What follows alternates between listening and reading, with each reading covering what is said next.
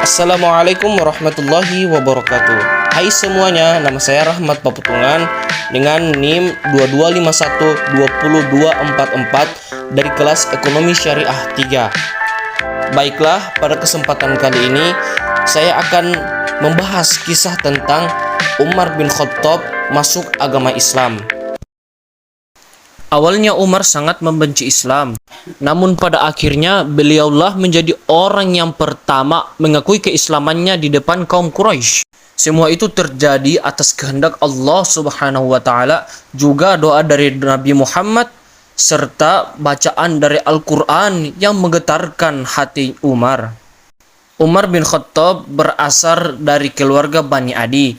Ayahnya bernama Khattab bin Nufail dan ibunya bernama Hatamah binti Hisham yang melahirkan Umar setelah 13 tahun peristiwa pasukan gajah di kota Mekah. Itu artinya Umar 13 tahun lebih muda daripada Nabi Muhammad. Wajahnya yang putih kemerahan, kemudian tangannya yang kidal dan kakinya yang lebar sehingga membuat larinya Umar ini sangat cepat. Seiring masa remaja, Umar gemar bermain gulat dan berkuda. Umar termasuk pemuda yang cerdas, pandai bersyair sehingga mampu berretorika di depan umum. Tapi meskipun keluarga Umar orang yang terpandang, tetapi keluarganya bukanlah orang yang kaya. Maka dari ini Umar bekerja sebagai pengembala di pinggiran kota Mekah. Tak jarang ia dipukul ayahnya karena pekerjaannya yang kurang memuaskan. Berkat didikan yang keras dari ayahnya, Umar tumbuh menjadi perangai yang kasar. Seperti kebiasaan orang jahiliyah, Umar tumbuh menjadi seseorang yang hobi minum minuman keras. Ketika Nabi Muhammad mulai berdakwah, Umar merasa ketenangannya mulai terusik. Pas dari benar atau tidaknya ajaran yang dibawa Muhammad, aku lebih membenci kondisi kaum Quraisy sekarang.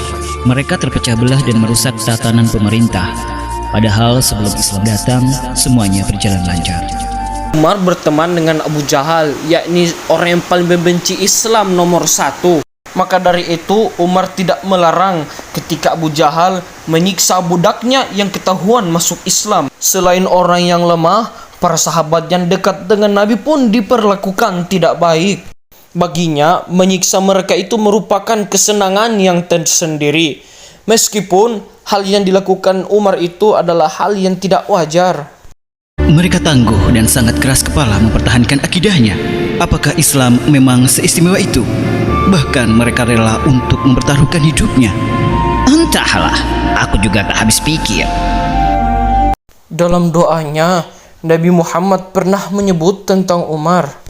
Ya Allah, kokohkanlah Islam ini dengan salah seorang dari dua orang yang paling engkau cintai, Umar bin Al-Khattab atau Abu Jahal bin Hisham.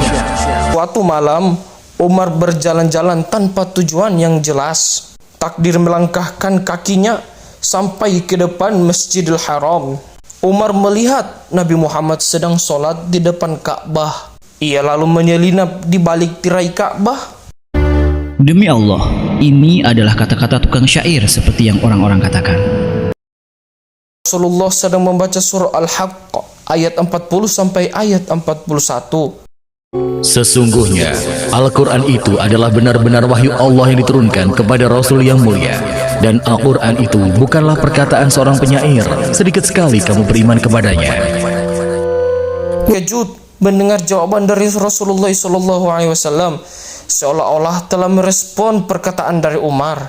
Ini seperti perkataan tukang tenun. Rasulullah melanjutkan bacaannya di surah Al-Haqq ayat 42 sampai ayat 43. Perkataan tukang tenung, sedikit sekali kamu mengambil pelajaran darinya. Ia adalah wahyu yang diturunkan dari Tuhan semesta alam. Umar kembali terkejut mendengar bacaan dari Rasulullah. Ia lalu bergegas meninggalkan tempatnya. Melalui peristiwa itulah awal mulanya Islam masuk ke dalam hatinya Umar. Namun, kebencian terhadap Islam sudah terlalu besar. Fanatisme kesukuan dan ajaran dari nenek moyang terlalu kuat mencengkeramnya sampai ke ubun-ubun. Umar mengabaikan suara hati kecilnya untuk membenarkan tentang Islam. Aku harus mengambil keputusan. Langkah kaki yang besar dan membawa kemarahan, Umar berniat menghabisi nyawa Rasulullah. Di tengah perjalanan, dia bertemu dengan Nuaim bin Abdullah dari Bani Zuhra. Wahai Umar, mau pergi kemana engkau dengan pedang di tanganmu itu? Aku akan menghabisi Muhammad. Yang mendengar jawaban dari Umar, berusaha menggagalkan rencananya. Jika Muhammad meninggal, lalu bagaimana nasibmu nanti? Aku tidak yakin Bani Hashim dan Bani Zuhrah akan diam saja melihat Muhammad dibunuh. Aha, apakah engkau sedang mengancamku? Atau jangan-jangan engkau telah menjadi pengikut Asyobiyah? Quraisy menyebut mereka yang baru keluar dari agamanya dan masuk ke agama yang baru disebut Asyaibiyah. Wahai Umar, apakah engkau telah mendengar tentang ini? Saudara perempuanmu beserta suaminya telah menjadi pengikut Asyobiyah. Apa katamu? Langsung berbalik arah, langsung menuju ke rumah Fatimah, yaitu adik perempuannya. Sesampainya di sana, Umar berjalan mengendap-endap dan mencari suara.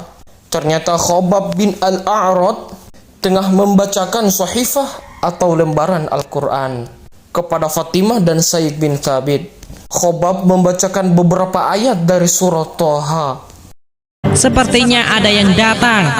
Aku harus segera bersembunyi. Khobab memberikan kode kepada Fatimah dan Said untuk menyembunyikan sahifah dan menyuruh mereka diam. Umar masuk begitu saja ke dalam rumah adiknya yang tanpa mengucapkan salam. Tadi, suara apa itu? Maksudku, apa yang sedang kalian baca? Apa maksudmu, wahai Umar? Kami hanya berbincang berdua saja, seperti biasa. Duduklah, aku buatkan minuman untukmu. Sudahlah, tak perlu kalian tutupi lagi. Aku telah dengar bahwa kalian berdua masuk Islam. Dengan suami istri tersebut kaget mendengar tuduhan Umar yang tidak salah. Suami Fatimah, Zaid bin Zabit, memberanikan diri menghadapi Umar. Wahai Umar, bagaimana jika kebenaran itu berada pada selain agamamu? Membantu suaminya untuk berdiri, namun Umar menamparnya dengan keras. Wahai Umar, sadarlah, jika kebenaran itu ada pada selain agamamu, maka bersaksilah bahwa tiada Tuhan yang berhak disembah selain Allah, dan bersaksilah bahwa Muhammad adalah Rasul Allah.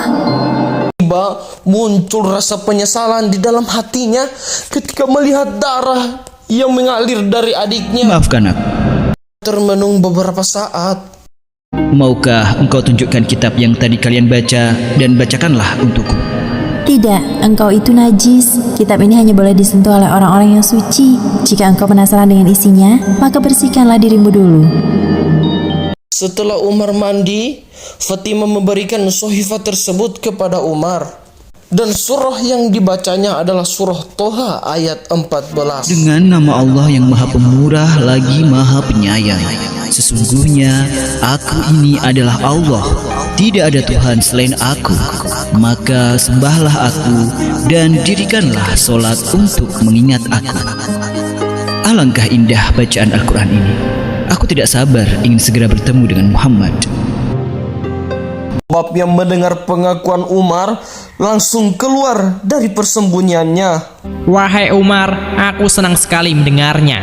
Sesungguhnya Rasulullah pernah berdoa agar salah satu dari kalian, Umar dan Abu Jahal, akan masuk Islam. Doa itu sekarang dikabulkan oleh Allah. Pasti Allah sangat mencintaimu, wahai Umar. Rasulullah sedang berada di Darul Arqam. Temuilah beliau di sana. Baik, aku ke sana. Umar berpamitan dan mempercepat langkahnya menuju lereng Bukit Sofa, tempat berkumpulnya orang Islam. Siapa yang datang? Kenapa kalian berbisik-bisik? Ada Umar di depan pintu.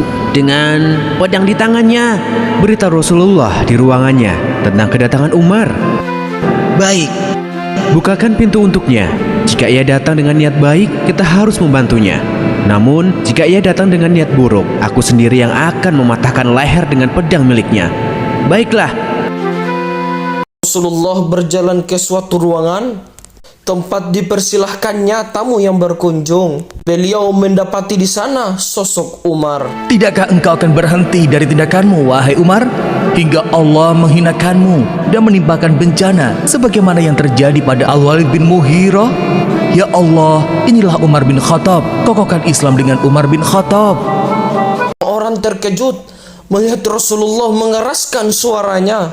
Namun mereka lebih terkejut lagi yang mendapati respon dari Umar. Aku bersaksi tidak ada Tuhan yang berhak disembah selain Allah, dan aku bersaksilah bahwa Muhammad adalah Rasulullah. Allahu Akbar, Allahu Akbar. Umar masuk Islam setelah 3 hari masuknya Hamzah bin Abdul Muthalib.